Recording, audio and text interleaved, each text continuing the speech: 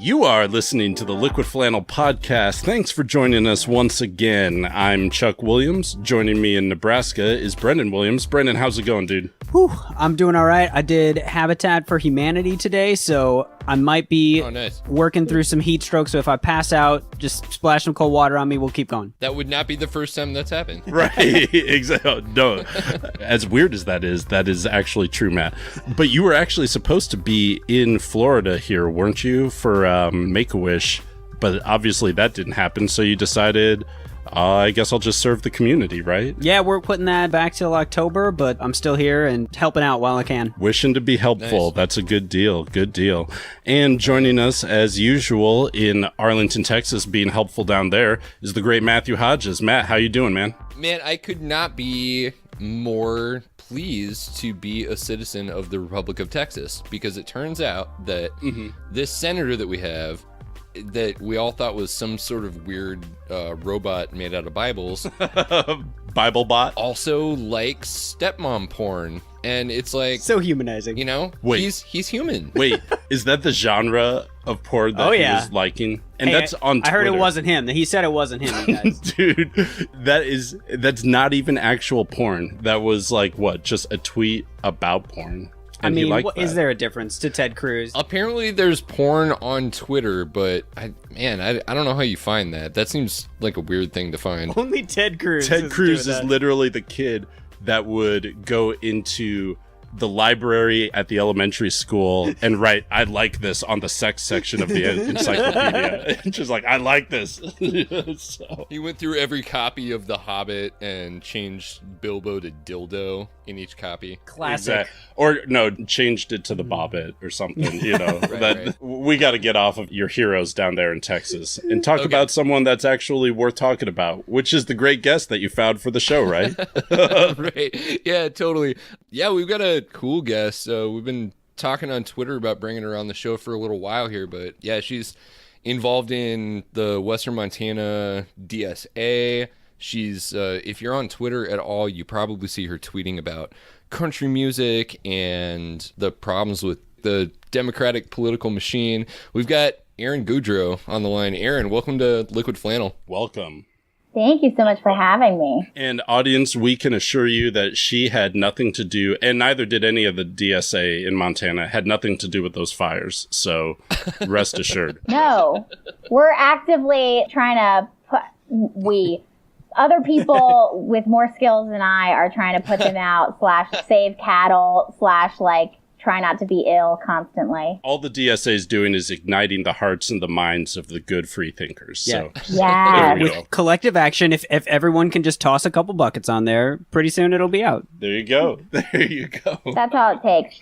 I have a friend who is currently in the middle of a legal battle with workers' comp because he got seriously injured fighting fires. Wow. And they're responsible for paying for his surgery, and they are not doing it right now. Really? So does he work for a private company or a public company then? Yeah, no, it's a private company because you both have, there's so many fires and they're so bad that it's basically all hands on deck. So you have the Forest Service and you have the actual fire station here, public sector employees, but then you also have private fire companies that are contracting people out. And of course, they're the ones being super shitty about paying for all the surgery he needs. Well, I'm just saying, probably the shareholders aren't affected by those particular fires. So that's just the free market working things out. Yeah. No, everything is running as it should. Hand. Yeah, the invisible hand giving your friend the finger. So Jesus. Man, that would be a good t-shirt. No.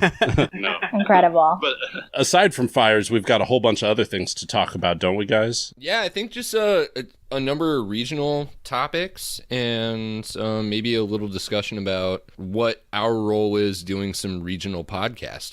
That's right. The regional topics will tie into kind of the overall theme I think we're trying to get at. The idea that there's more to progressivism than just the coastal cities. Absolutely. Without further ado, why don't we just go ahead and jump right in? To Fire Watch now, we're getting a better understanding of just how bad this fire season has been. More than 1 million acres of land has burned in Montana so far. That's the third most acres in a single year in the last 20 years. Democratic Senator John Tester said Congress is ignoring climate change, which is leading to historic drought and severe fires in Montana and elsewhere in the West. So far, Congress has taken no action or any aid package or other steps to help states impacted by forest fire. So basically the state of Montana is engulfed in flames. It's mushroom it's like cloud Mordor season. out there. It's insane. It's the big sky country. The sky is not visible, people. It's not even remotely visible. The mountains aren't visible. It's really sad.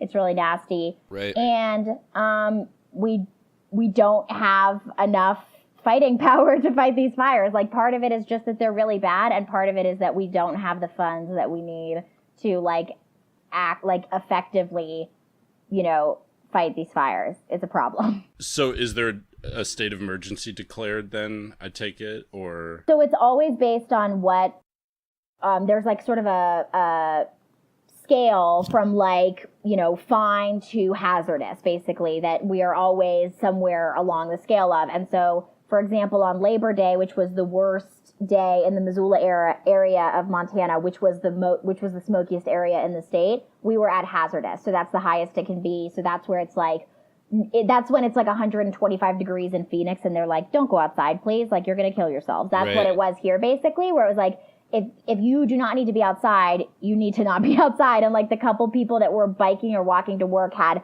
bandanas around their faces. And so we've had a few days like that. But normally it's been one gradation lower than hazardous, where you shouldn't be outside if you're a child or elderly. And if you're not that, then just keep it to a minimum, basically. Right, because whoever needs to go outside, really, for any reason, I mean, just avoid it if you can. Do you have a job or something that you need to leave the house? Come on. I go outside sometimes, but I usually keep the breathing down to a minimum, which is the key. So, and also it's this is not a thing that we would normally be complaining about, because we're used to this on some level. It happens every summer. It goes into September. It's not a big deal. So the fact that everyone here is constantly talking about it is just indicative of how abnormally bad it is. Right. And it's so crazy that even here in Omaha, we walked out one day a couple weeks ago and we're like, man, it looks really weird and hazy out. And it was because all the smoke from all these fires in, Montana and in the Canadian Rockies and in the Northwest and all that had, the smoke had gotten into the upper atmosphere and migrated all the way down here to Omaha. So it's funny because it's one of those situations where it's easy for people to just say oh, it's just Montana. I don't care. It doesn't affect me. Don't use my tax dollars to do it. But it's well, no, it actually does. It affects a lot of people. Yeah, sure. Yeah. And there was a little bit of people here were being a little pissy when it started happening in California. And then it felt like everyone paid attention. They were it's been like this here all summer. No one cares about us. And that's true. But also it's all this stuff is connected. If it happening in LA makes people care for 10 minutes about the fact that the entire West is straight up on fire, I'm in favor of that. Mm-hmm. Yeah, absolutely. Mm-hmm. Well, and so you've got half of the West, so it's Montana, not so much California this year, but certainly the Pacific Northwest, Oregon in particular, wildly on fire. And then you have half of the South and Southeast that's currently underwater. Mm-hmm. And I think it's the same thing there where people... we're in the Dallas-Fort Worth area, so when Harvey hit, it felt kind of surreal that only normally a 4-hour drive away, people's houses were getting wiped out. Mm-hmm. And they're telling us to prepare for 10 to 30,000 refugees here in the DFW area, and yet life here was pretty normal. It sprinkled a couple of times. Yeah. So I can understand why it doesn't resonate with people so much. What I can't forgive is federal legislators who don't recognize the thing as being a national issue. Yeah. Right. And we had that to a hyper extent because we have somebody who supposedly should be thinking about us, the forgotten state. And because we have Ryan Zinke in DC, he galloped in on horseback on his first day dressed as a Boy Scout, doing the cowboy Boy Scout cosplaying thing. And like, wait, was he actually wearing a Boy Scout uniform? No, he was just wearing a cowboy hat, which is like, I'm down with it here, but like he did not need to like enter into DC on horseback in a cowboy hat and like a bandana.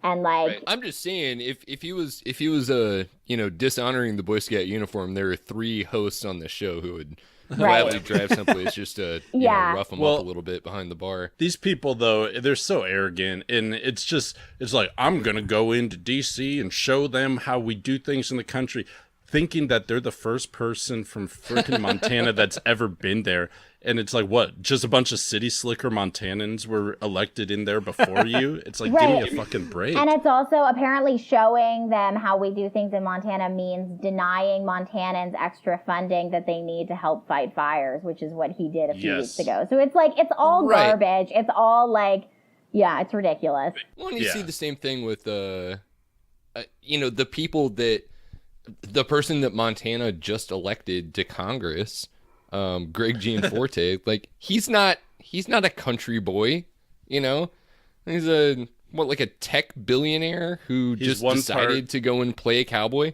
Yeah, he's one part tech billionaire, one part WCW central casting, right? I mean, this is that's what Zinke was doing too. Politics, to be honest, is like this, like these like New Jersey tech people coming in and like putting on a Carhartt jacket. And like, yes, it's infuriating. Well, yeah, I think in the Trump administration, it's almost like you have to be like a caricature in order for Trump to even see you. So you have to just like play it up so that Trump can be like, oh, that's Horse Guy. Yeah, Horse Guy. I remember him. Like, he does national parks or something. Yeah, now it's all clicking. Yeah, he learns literally everything he knows. He's learned from television, so you have to play to the trope. Yeah, he was doing Indiana Jones, and he's doing it well. Gosh. But I mean, I think it's indicative of the entire Republican mindset because they're now so far gone that they're literally just arguing against like the concept of even just like having insurance and things like that. Right. Where the concept of like, hey, maybe everyone like pays into a fund, maybe with like taxes or something, so that when there are disasters in certain areas, it doesn't totally devastate and destroy that area because everybody else who's doing okay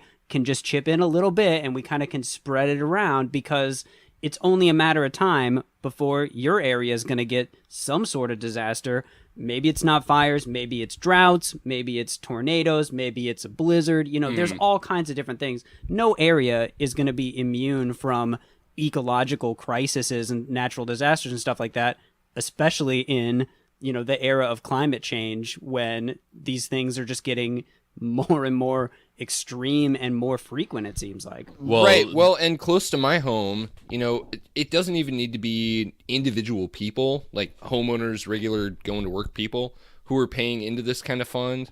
Superfund is basically bankrupt, and some of the places that flooded toxic metals and petrochemicals and all sorts of disgusting shit into neighborhoods are these sites down in Houston that got flooded by Harvey.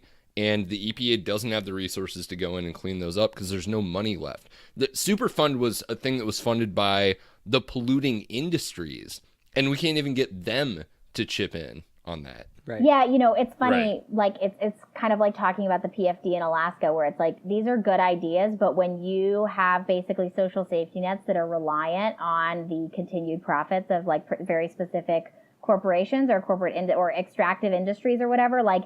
That stuff is not sustainable, which means that those safety nets are not sustainable. So, like, oil isn't making enough money in Alaska anymore, so Medicaid is half of what it was 15 years ago. Like, this is just everywhere. Well, right, and the other thing is, speaking of language, they've done such a good job of, I guess, in some weird way communicating to people that they're not your community. Those people over there, that's not your community. You're part of the hardworking community. Yeah. You don't need handouts. You need true grit. And it's like, no, I mean, they may be 100 miles away from you, but we're still all on the same team. We're supposed to be. And that's the only way that you can solve these natural crises that we're having on the regular now. So. Yeah. Well, absolutely. they've set up this system where, because there's all these underfunded, FEMA's underfunded, all these Superfund sites for cleanup, and the EPA are super underfunded, and the Republicans want to say, like, well, that's just Washington dysfunction, it's not our fault. When it's like, no, it clearly is your fault. Like, you guys are the party that's continually pushing to defund those things, unless it's for you. And then clearly you're going to say, well, now we need this money. Like, this is an exception, right? Yeah. And so it turns into a situation where when a blue state, like, has Superstorm Sandy hit New York, then it's a partisan political issue about, like, oh, we're just wasting money for, these people. But when it's a red state, then it's the time for bipartisanship. It's the time to put politics aside. Ted stepmom porn Cruz, who voted against Sandy Aid, but then was getting after people for voting against Harvey Aid. Right. And what's annoying about this to me, like this sort of just never-ending cynicism of both parties, but particularly Republicans, is that I don't actually think it's representative of, like, most people. Like, as shitty as this country is, and a lot of the people too, like, I feel like what you see when you see stuff like Harvey happen is, like, incredible generosity between, like, ordinary human beings. Absolutely. And, like, that's not often what ends up getting promoted if you're, like, watching CNN. But, like, that is what it looks like on the ground. That's what it was in New Orleans, despite, like, media efforts to portray it as something a lot more sinister than it was. Like, people go to extraordinary lengths to help, like, others that they don't know but that are part of their communities. So it's just really nasty to see, like, it's just super gross, and there's really just, like, no excuse for it to see politicians being this petty constantly. Right.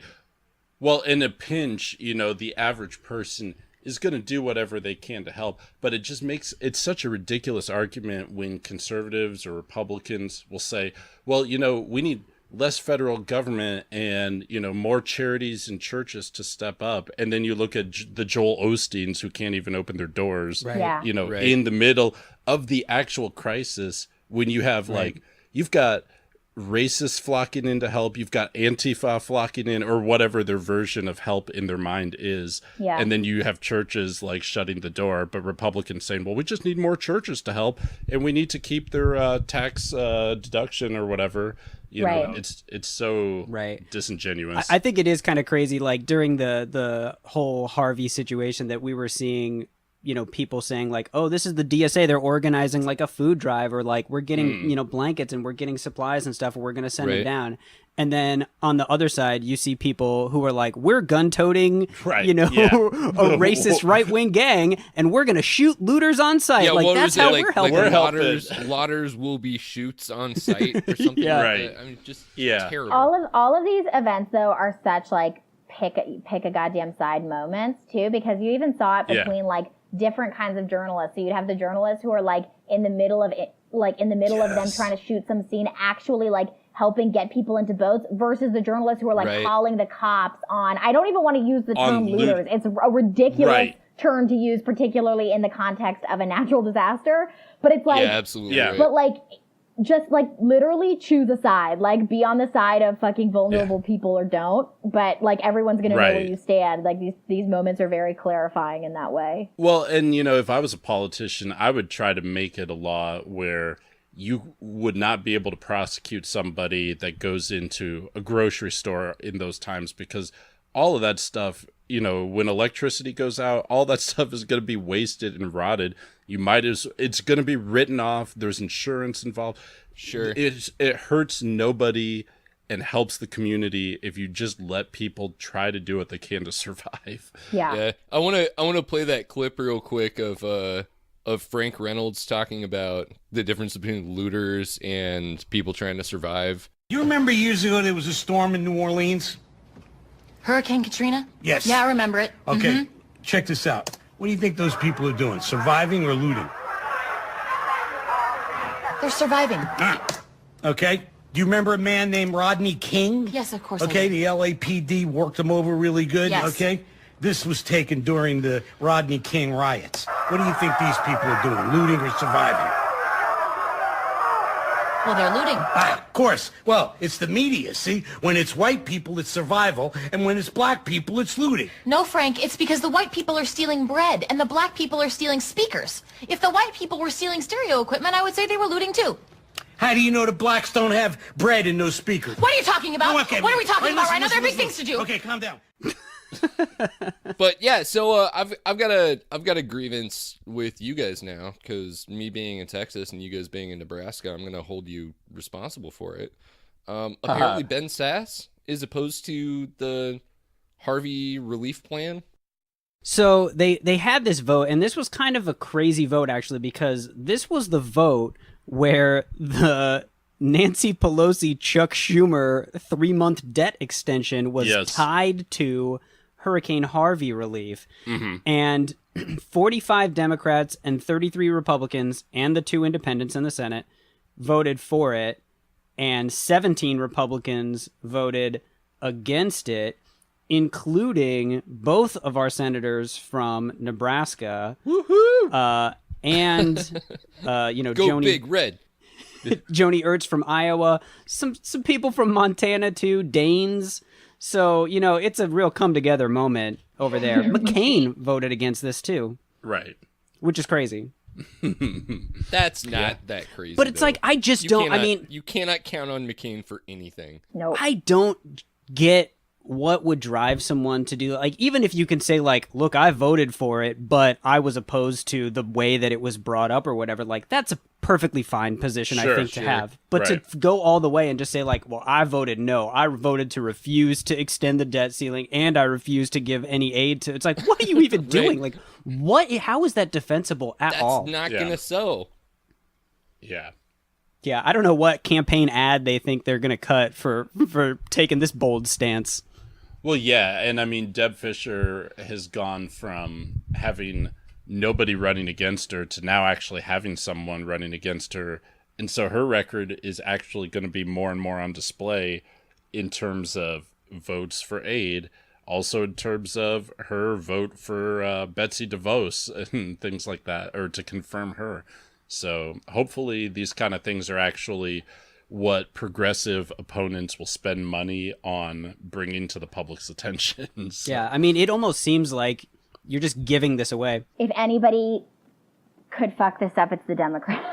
Right. Yep. Right. Well, and that's the thing, because it just seems like even though they've got these people to take these horrible votes, I can't count on them to capitalize on it, because they instead would rather just say, like, well, look, we're going to just take the high road. We're going to be bipartisan. We're going to take the high road, and we're not going to hold them and keep hammering what a horrible decision they made, because we just want to be nice about it and just move on. And it's like, that doesn't help you in the long run to do that, even though that's probably what they'll end up doing. There's a lot to admire kind of like tactically about conservatives as politicians, and like the ruthlessness and the seriousness with which they take like attaining power. And they are super successful at it, and like it's absolutely detrimental to communities, and there just seems to be no understanding among the like what passes for sort of the left, not like among people but in politics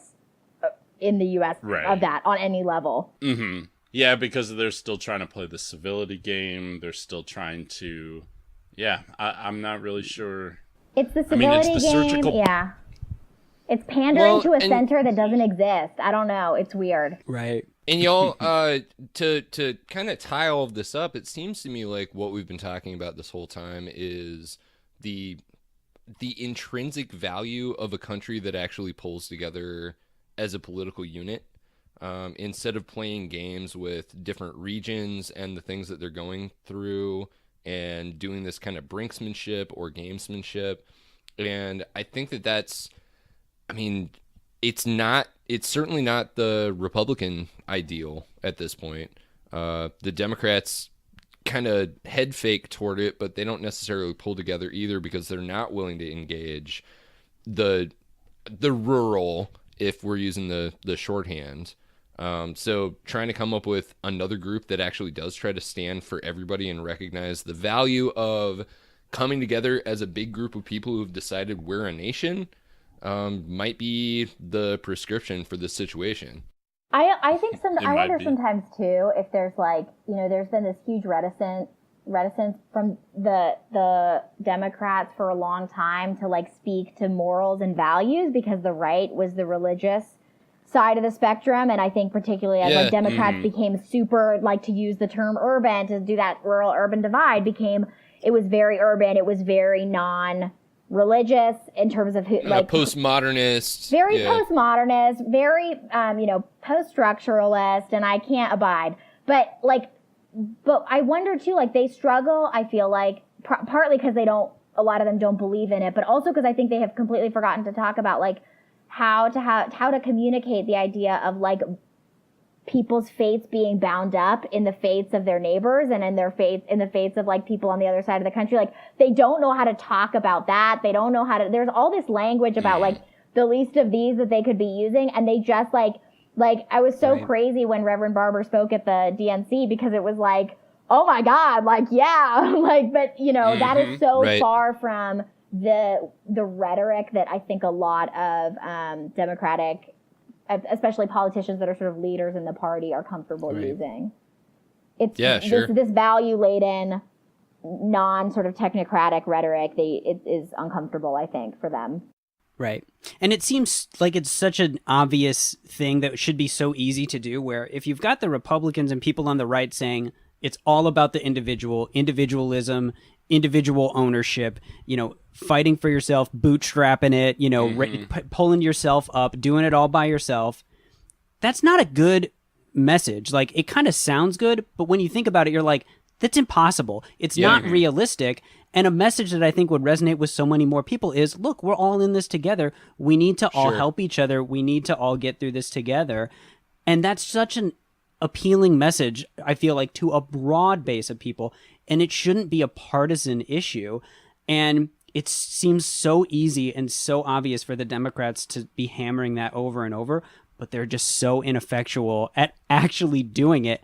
I just don't understand it at all. Yeah, well, because their version especially when you've got the Republicans who have kind of the nested version of the other. So it's within the country, within white people, it's the urban and rural divide. And then outside of white people, it's like white people versus brown people, or like welfare mothers or whatever. And then outside of the country, immediately you've got like the U.S. versus Mexicans. And then beyond that, it's, I don't know, Syrian refugees or something. They play that game that people do with like team sports where, I hate the other high school's basketball team unless they win, in which case I love them and I hate the next county over's basketball team. And I think that's one of the reasons I'm such a fan of universal policies, because like non-means tested policies, because what they do is they put like very disparate groups of people into the same, reliant on the same like government programs. So like basically when Medicaid, like one of the reasons that I think like welfare has been able to be is so classed and so racialized, and then that is weaponized by politicians, is because of like such a small subset of the country that it actually affects. And an example I think of this is like my family is super reliant on Medicaid because I have a severely disabled sibling.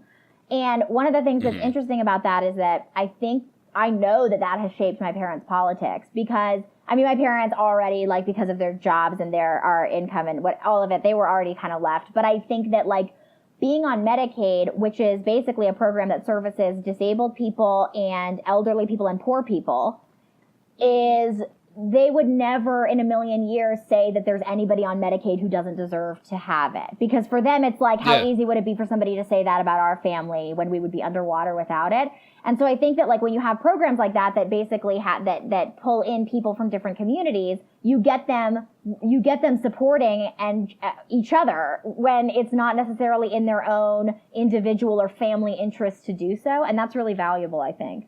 For sure. And I think a big part of it is just getting that out there and saying like, look, there's lots of people that, are impacted by these. And it's not just the person that even directly receives the benefit, because if they're able to receive Medicaid and help their medical expenses, then they're not going to move into their parents' basement. You know what I mean? They're not going to be a drain on their other family and their other community resources. They're not going to be in the emergency room, taking up space, and all that stuff. So it's not even just the direct action, but it's all that kind of like down the chain action that it makes the whole system better for everybody, including better for people who are rich, because they don't have to worry about these people being a drain on the system because they're not supported. And we've talked about this before about, being able to pay for people to get preventative care, which is a benefit to keep them from needing catastrophic care, which can cost like 10 to 100 times more. So it's just a fiscally more responsible policy. It's a morally more responsible policy. It's a winner across the board. And to bring it back around to crisis control, like we've been talking about in this section, better funding for hurricane prevention measures, better funding for catastrophic funds to fight wildfires, or being able to send people out into the bush to like cut brush that makes the wildfires even worse. Everybody benefits from this stuff. Or even basic things like having zoning regulations that say you can't build your expensive condos literally in like a flood reservoir, right? Or right you shouldn't next to have a chemical production plant, right? Yeah. Or you shouldn't have unsecured high-rise cranes, in Miami during a hurricane, common Fully sense erect. rules and things like that, that could make sense. And even just having, they had the flood insurance policy that the government started, forever ago to try to avoid having to continually pay out all these disaster relief elements. And because they have criminally underfunded it so much, they're just back to the same situation again. So there are. I don't know why you're trying to make all of these disasters political, Brendan. I mean, that Exactly. seems really cynical in the face of a bunch of people losing their homes, to talk about the politics that may have caused them having to leave their homes. Clearly, when the disasters are happening, it's not the time Right. to talk about disasters and how they can be prevented and helped. Yeah, Right. but also it's funny because choosing not to talk about it is a political act. So you're making it political when you're not talking about it. Fucking too. A. Just so you know. So, Man, I think we tied that up pretty well. Let's take a little break and we can jump back into some more of these meta issues. Yeah, I know you had some Texas stuff that you wanted to talk about.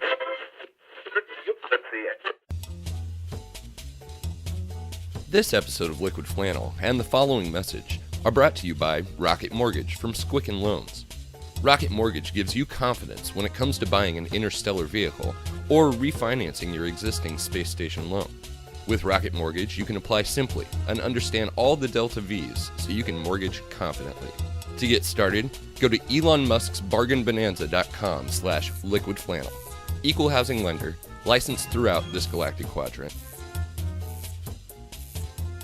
So I have some not super exciting news from my home state and our home region, and it all kind of revolves around some issues that we've talked about on the show before with voting rights and gerrymandering.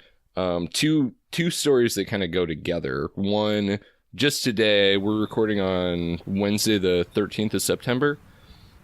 Just today, the Supreme Court put a hold on the orders from the Texas District Court saying that Texas couldn't use these two congressional districts in the 2018 election.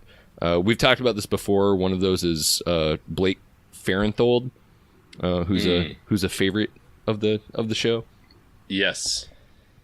And these are districts that the courts had previously found were like clearly drawn in like a illegal partisan way. Right. Yeah.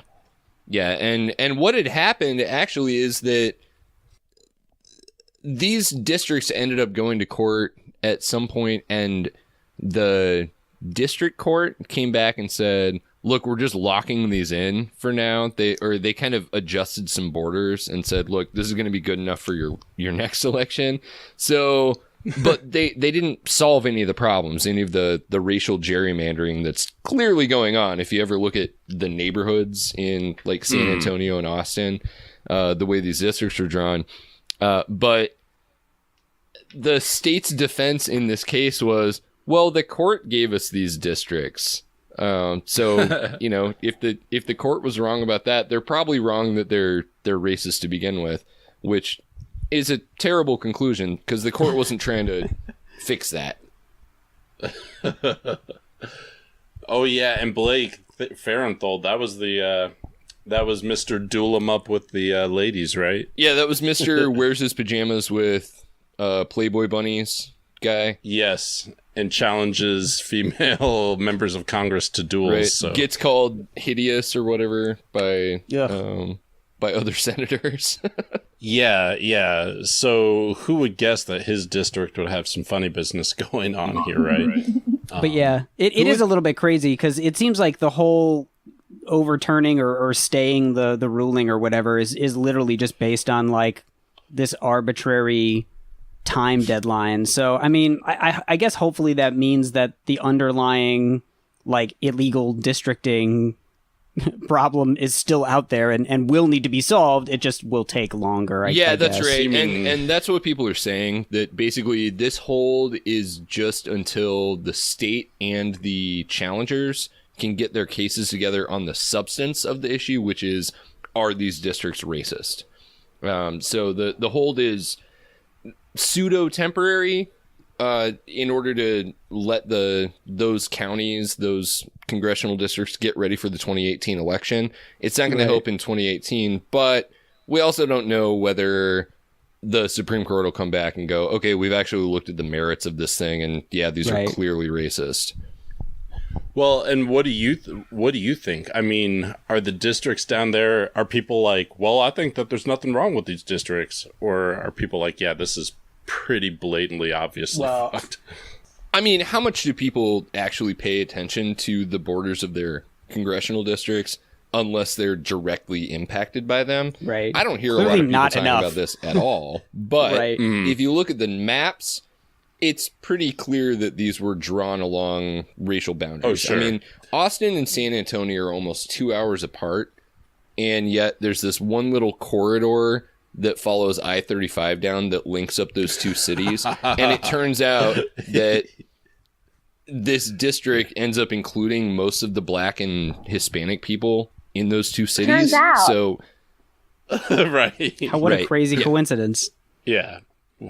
Well, they're fine with that. Right. I guess the bright side for me is like, this is literally like a best case scenario for them, is that the Supreme Court would say like, well, hey, that's looking pretty racist, but like, we don't want to put you in a rush here. So, you know, let's not rush too quickly to fix our racism. You know, let's just kind of slow our roll and really think it through. And they're like, yay. Yeah. Because they're just trying to kick the can down till after the every election that they can get with these in there is just gravy for them. So they're going to ride that train as far as it'll go. These freaking people. They call it democracy. I mean, this is, I don't know. It is crazy. But again, I was just going to say, again, I mean, this is another issue where you'd think the Democrats would be all over this, right? It's so clearly, blatantly a partisan thing that the Republicans are pushing to undermine the democratic process and punish, you know, Democrats and people of color who also happen to be Democrats because of this exact thing. Well, and some of the most gerrymandered, you never hear them talk about it. I was just looking at a map of the most gerrymandered states in the U.S., and one of the top ones is Pennsylvania, which I did not know. Yep. But, like, so they don't even have it together on the states that are supposedly filled with all the good people. Yeah. Right. Yeah, sure. Right. Yeah, man. It's everywhere, but hopefully the Supreme Court will well, actually, never mind. I'm never going to say that again for the next few years. Hopefully the Supreme Court will. Yeah, and I try to keep, you know, as optimistic as I can, but anytime you talk about gerrymandering, it ties into the census, and the next census, which is going to redraw all the districts, you know, and reapportion the Congress, takes place in 2020. So it's possible we might have a different president by 2020. Yeah. It's possible we might have a different president even sooner if Trump resigns or something. Right. But either way, you know, I somehow don't think that Trump's administration right now in there is focusing a lot of effort on making sure that the 2020 census is performed in a way that is fair and, is not racially tinged at all. Well, no, of course they're not. And in fact, that leads pretty neatly into this other thing, which is it's a national issue, but it's also regional for us, right? Because it focuses around Kansas Secretary of State Chris Kobach, who is in charge of Trump's voter regularity commission, or whatever they're calling it, the one who is trying to suss out all of these 3 million illegal voters that voted in the last election. Somehow he's gonna find them one of these days. That all went for Hillary Clinton anyway. Right. Why does that dude look like Dick Cheney over there in the picture? Which one is that? That's not Kobach. That's Bill whatever. But yeah, so this guy, this Kobach guy, he wrote a column on Breitbart, of course. Yeah, most trusted name in news. He claimed that to have like proof of like fraudulent voting in New Hampshire that flipped an important vote or something, and then they were like, "Oh, what's your proof? Please show the proof to us." And he was like, "I'll get back to you on that." It's anecdotal proof. I mean, well, it turned out that there were about 5,000 people who voted in the New Hampshire general election who weren't licensed in New Hampshire and then didn't change their licenses within 6 months. None of this is illegal. New Hampshire attracts students and people who move there. It's under state law.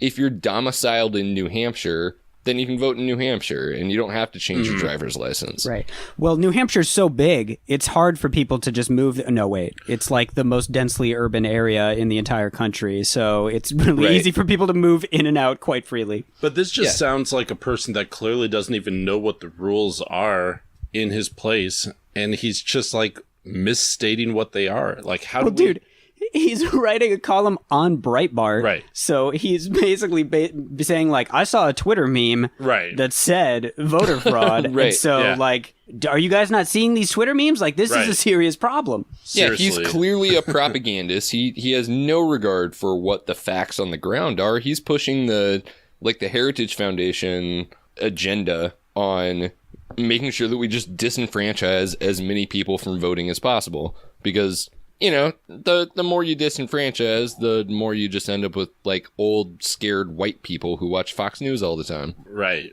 yeah. The only people who will be able to vote in the Republican-controlled future, probably. Right, well, because they've done so well for this country, They've made a lot of good decisions. It is, I mean, it is it's so sort of beautifully consistent, though, with the original intentions of the Constitution, like, in terms of, like, who should be making decisions about things. It's like, I like that our politicians are really committed to, they're all about that original intent reading of the Constitution, and I can respect that. That explains why so many of the same guys are going to, they're caping for these Confederate memorials, Well, that's there is a Confederate memorial in Helena, Montana. Let me this is a state that didn't exist for, like, 100 years after the end of the Civil War. Like, it's ridiculous. And we have it because of the goddamn Daughters of the Confederacy, which is why it's super annoying. It's super annoying when, like, I feel like this is, like, just a thing that, like, some white women do, but they're trying to make the whole, like, resurgence of the alt-right also, like, a misogyny issue. And it's like, it is kind of, but also, like, it's mostly a race thing. Because it's like, this is one of those things where it's like, we have a Confederate memorial because the Daughters of the Confederacy gifted it to us.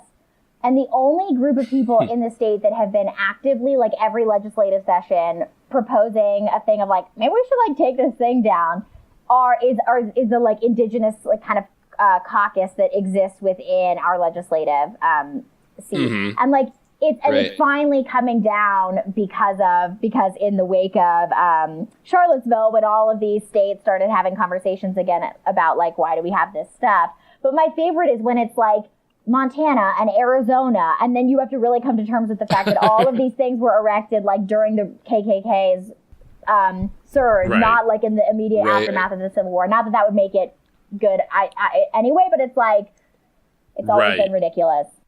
Well, you've got to put yourself in the head of, like, a state legislator or a city administrator or something, at the time that the statue was offered, and either they were complicit with the idea, or they were like, you know what, that park doesn't have a statue, and like one statue is better than no statue, right? Yeah. Right, exactly. Well, it's great that you brought up that all this has kind of come about as a resurgence, you know, ignited by the incident in Charlottesville, because at least in Nebraska, in the city of Lincoln, they just introduced and passed an anti-hate resolution inspired by Charlottesville, you know, and essentially over the strong objections of somebody who's made an appearance on the show before, right? Oh, not made an appearance, but you know, been part of a bump or something. Yeah, who was that? That was our favorite Twitter Nazi, our favorite local Twitter Nazi, right? Oh yeah, well yeah, I guess he's made he's made an appearance through reference, but yeah. So that was the thing in this article. Several people. So Lincoln had a town hall where people could get up and speak about this resolution and some other things, and white nationalists showed up to speak in opposition of this resolution, and really made a disjointed argument that, well, you know, our founding fathers are great and they did things that weren't considered politically correct, and back then only a certain kind of person could vote, and everything worked better, you know. So you had that guy come up and say that, then you had a guy come up and talk about how Charlottesville really showed that, you know, the left were the aggressors of the vehicle driver dude. You know, they had him surrounded and things. And then you had... well, they probably read that in, you know, the Washington Post and... yeah. Oh, exactly. I'm sure New York Times, Wall Street Journal. Russian Facebook trolls, any of those reputable news organizations. Yeah, no, there was a little meta-analysis that came out just today showing that it was like the 6 big media outlets, like print media outlets, published more articles, more editorials about how Antifa were dangerous than they did actually going after the literal fascists, the people who were running people over in the streets. Right, in a country where Wall Street Journal being the worst. Yeah, no, and in a country where, not to even remotely draw an equivalency here, but every state has like at least 5 active, working, meeting white supremacist groups. And we're getting column after column after column about the unfortunate tactics of Antifa. Like it's absurd. Yeah. Well, yeah, I mean, the guy that got up to speak was like, you know, there were people with flamethrowers and the media didn't cover it. It's like, yeah, because the media was too busy covering the guy that shot a gun at the dude with the flamethrower. Right, like, right. The dude with the flamethrower was like worked at an old folks home and was like, this was like with an old guy who was like a veteran and was like, these dudes were trying to get up on me because I was black and I'm helping this guy. Also, it wasn't a fucking flamethrower, by the way. It was like a spray paint can that somebody threw at his head that he then lit on fire like we used to do in junior high. I mean, it's not like he showed up with you say flamethrower, you picture that guy like in World War II with a big gas tank on his back. And the aliens. That's not what this was. Well, you know, fortunately, I mean, there were plenty of people to shut him down, but the other great person that was on the alt-right speaking was the media darling Katie Mullen, who has gotten prominence here in Nebraska for being part of Turning Point USA and being out there with her big government sucks table. And Turning Point USA is literally just like a college Republican super PAC or funded organization where basically their job is to just, they say they're like counteracting like liberal professors or whatever, but basically their role is to, I mean, their stated goal is like, we want to get liberal professors fired and things like that. Yep. They do exactly the same thing that the Westboro Baptists do, which is they incite some people at a campus. They wait until somebody does something objectionable, and then they sue the college. It's not like they're inciting the response, and then they're suing over it.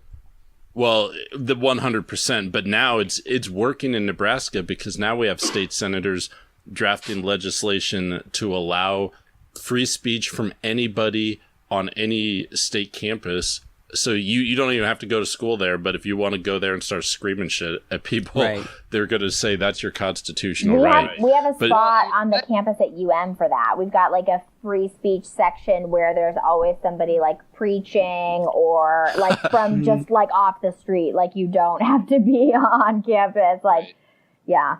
I'm glad that you mentioned that because honestly, Erin, this is what the issue was. Nebraska has a free speech zone too, and she wasn't in the free speech zone. She was in the area that was designated for fraternities, sororities, already registered groups, or groups that weren't registered as a group on campus but paid the registration fee. She did not pay the fee and wasn't a group registered on campus. And then they're like, well, you can't be here then. You've got to move to somewhere else or we'll call the cops. She's like, but that's not allowing me to do free speech right here. And that's what I want to do. Free speech is everywhere, right? I have the free speech to come into your house and scream at you about how much I hate the government. Look, I mean, it's not like we have a lawyer in this group, but if we did, he might say something like, the state does have the ability to regulate the time and place and manner of speech. And that seems like a pretty slam dunk case for the college if they actually wanted to, fight it. Right. Right. I think about this all the time, too. Like, also just as a college student, like the part of this that isn't about, constitutional free speech rights, but that is instead about just like how college administrations like exercise judgment.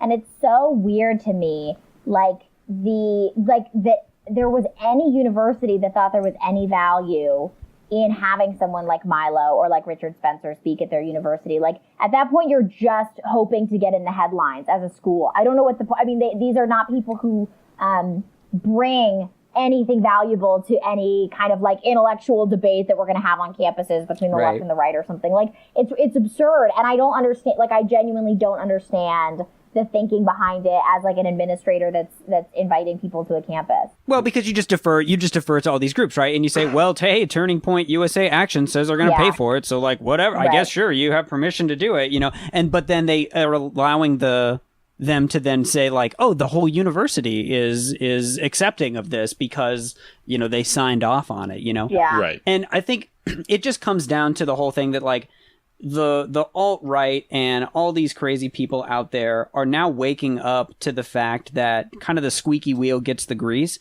and they were kind of staying in the shadows before because they were like, well, there's no way anybody's going to let any of this fly. And then Trump won and they were like, oh, wait, no, maybe actually they will. If we start showing up at city council meetings, if we start showing up at universities and just doing this because they'll just let you do anything, as long as you show up and you have enough people and you have enough money. And I think a lot of other groups are figuring this kind of thing out too, right? And that, it's sad but true, but it's like you need people to go to these boring city council meetings. And when a Nazi stands up and says something crazy, you need somebody else to stand up and be like, that guy's a crazy Nazi.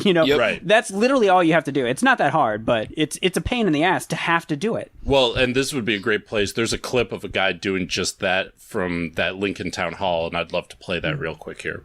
Yeah, let's make that our break, and then we'll come back to a high note. That's beautiful.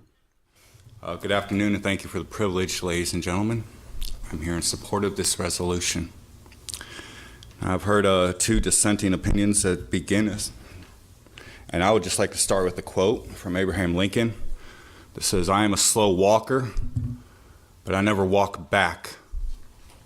This country in its walk forward for progress is slow, but it never walks back.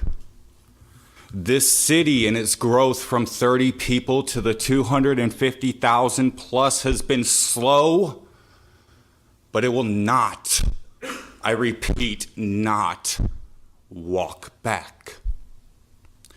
I stand here aghast, but also remembering from one of my tutors that change only happens when everyone is made to feel uncomfortable, that when you work for the change, you yourself must feel uncomfortable. And quite frankly, I am feeling uncomfortable right now because the matter at hand and the resolution that we're looking at and hopefully is planned to be passed is in some parts because of two gentlemen. One, who I could sit here and put on a screen, was at Charlottesville, who was part of the violence, but chose not to bring that up as he spoke. as his cohorts spoke about how he saw it on live stream. Are you going to say that you haven't passed back the stories over a couple beers? Well, that previous section actually kind of felt like what our high notes should typically be in terms of a positive spin to a negative situation. But do we have any other kind of high notes that we could talk about? Yeah, so in addition to the Lincoln City Council overpowering the throngs of Nazis who came to testify, as I mentioned earlier, I was doing Habitat for Humanity volunteering today, so I am totally exhausted. Nice. But it was a super great experience. I actually got to work directly with the homeowner, Roe. The cool thing about Habitat is people think, oh, it's a charity, they give you a free house. That's not what it is at all, basically. Yeah. They sell you a house at cost, and they keep the costs low by using mostly volunteer labor, but also some paid actual construction workers who make a normal wage, and they're the ones who kind of teach the volunteers and help take the volunteers through it and everything.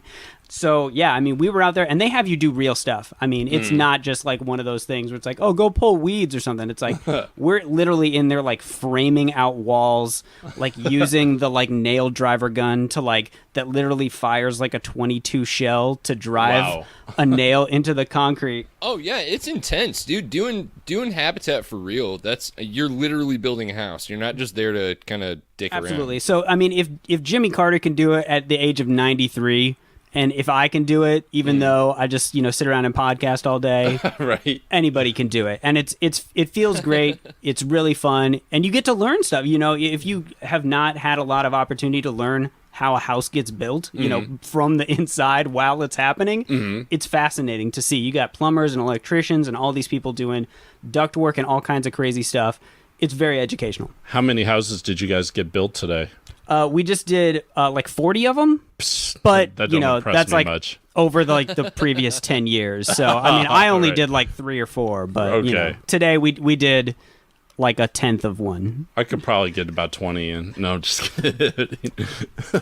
Well, no, that's great, man. So, and the people that received the house, they work on it too, don't they? Yeah, and they have to. There's like a I think she has to do it's like 100 or 200 volunteer hours for her house and for other houses and other projects that Habitat's working on. So, they're in there. They're working, way harder than most of the other people to get this. And like I said, they still pay for it. They just aren't getting charged profits because the house was built by a nonprofit organization. So they still pay a mortgage. Right. They still have to do that. Part of the thing that Habitat does too is it also kind of takes them through classes that talk about, here's how mortgage insurance works and stuff like that. Something that actually would be beneficial for every American to get as just part of their education, but they skip over that. So they take them through that to set them up for success, once they do it. And it's an amazingly successful program. I mean, most of the people who get the houses are able to use that to, sustain and make their payments and fully own the home. And then they can sell the home, when they want,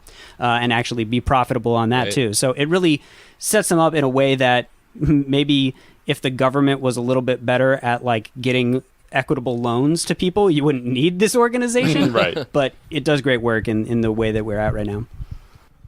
And that just makes me start thinking, maybe that's how these groups, the Antifas and the white nationalists, dude. They should all, it's like, what, if you want to prove you're superior white nationalist, dude, show me how many houses you can build for the poor. Show Absolutely. me that stuff. That'd be great if there was like competition in that way. Yeah, that's right. Or even just organize one of those events like DSA did down in, I think they were in Atlanta maybe, where they were just reinstalling brake lights for free. Just pull up your car. Oh, New Orleans. Yeah, awesome. Thank you. Pull up. We will change your brake light for free because people get pulled over for that all the time, and it's stupid. And that's a great service. That's a great idea. Yeah, definitely. Does the DSA do anything like that up in Montana? All the Montana DSA chapters just started up. Okay. So I'm going to the second ever Western DSA meeting next week. But I know that one of my goals, particularly out here with those organizations, and we're starting up a YDSA chapter at the University of Montana, is to stay kind of away from electoral politics because it's so infrequent here and they're not that's not a great thing to organize around out here and focus way more on practical things like that. So like one thing I've been thinking a lot about, that if we had more of an infrastructure right now around Western Montana DSA, would be like, I know a lot of people whose family members were in horrific, who come from ranching families, who were in horrific situations trying to save cattle during these fires. Yeah. And it takes entire communities of helping to herd cattle into safe spots. And that would have been a beautiful thing for a DSA group to be helping ranch families with. But there's no infrastructure right now. But I'm super in favor of really the kind of stuff that you don't think about, but that is life or death stuff for families in terms of whether or not their source of income survives. Absolutely. Mm-hmm. Well, did you have any high notes to speak of out there? Yeah, mine's a lot more self-serving. Mine had nothing to do with charity or helping others on any level. But I did have a few nights ago.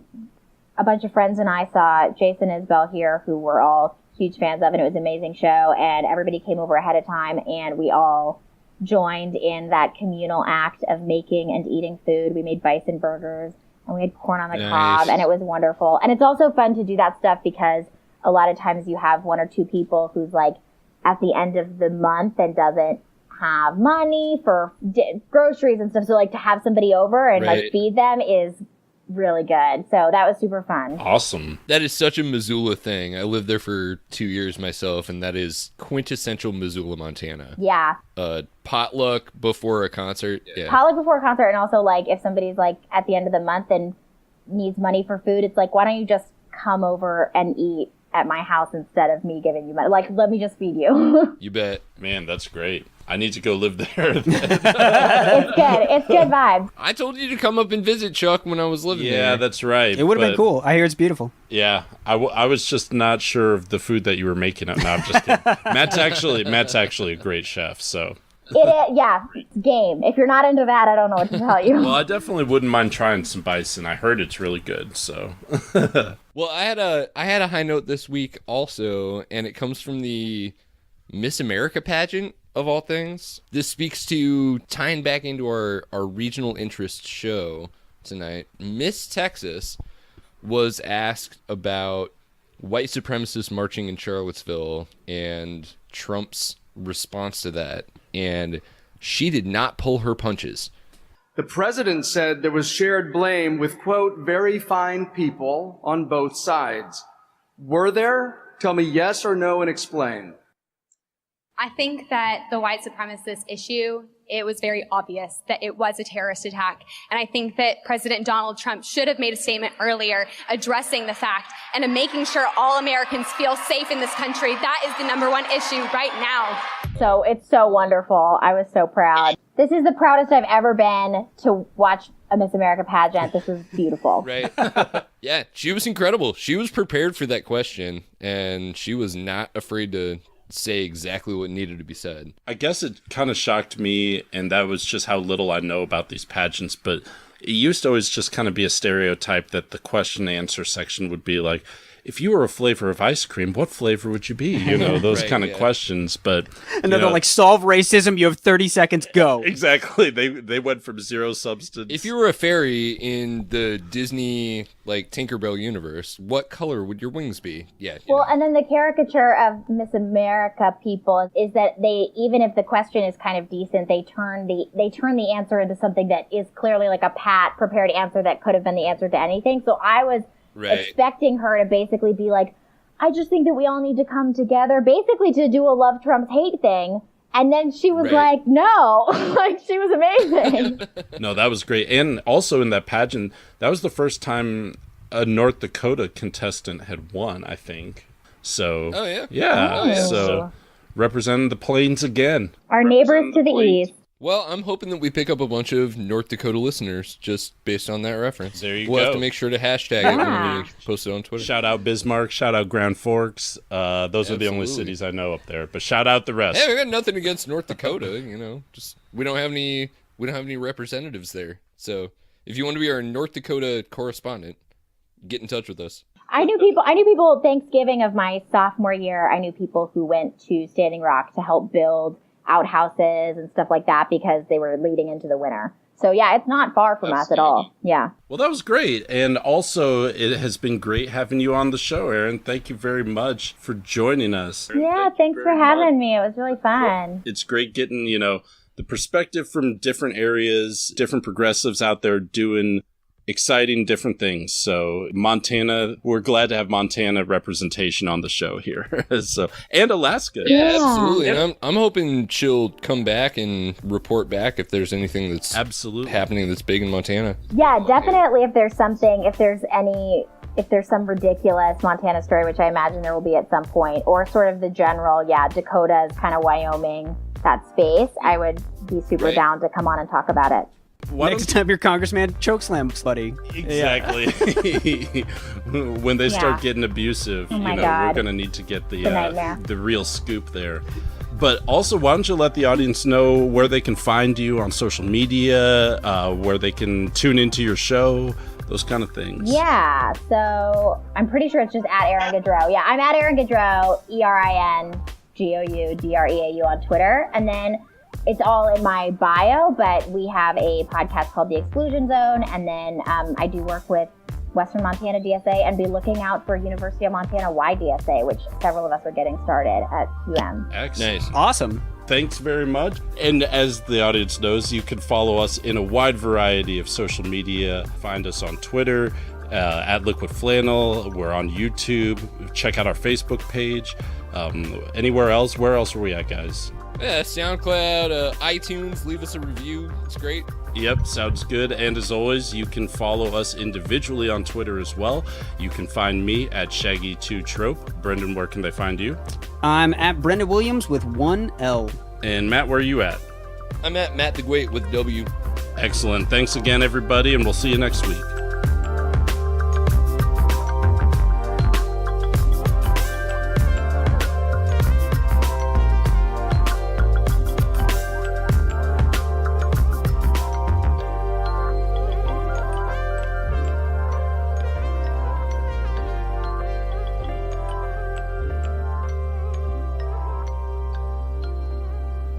We were just talking about Plain States, the Dakotas, and how they sometimes fly under the radar for the crazy conservatism that exists there. And like Tomi Lawrence from South Dakota, just as an example. Yeah, she's from Rapid City.